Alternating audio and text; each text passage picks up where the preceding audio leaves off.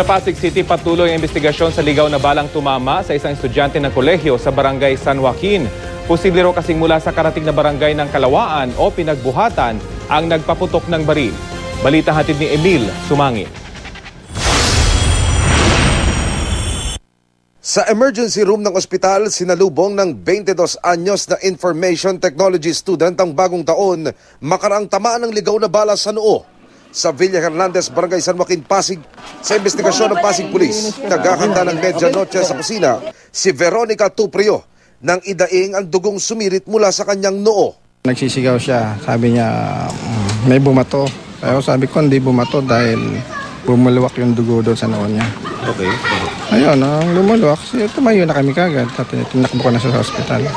Hindi pa nare-recover ang slug sa loob ng bahay ng biktima, kaya't hindi pa matukoy kung anong klaseng kalibre ng baril nagmula ang stray bullet. Pero sa inibang butas sa bubungan kung saan bumagsak ang bala, papasok sa kusina ni Veronica. Makikitang malaki ito at kulang sa kalahating pulgada ang diameter. Siguro mayroon talagang mga ganong tao na kung ano pa man yung kaligayahan nila, yung kaligayahan nila nagpapatok ng baril. Pero sana hindi naman sana lagi nilang ginagawa na. Idineklara ng mga doktor na out of danger na si Veronica.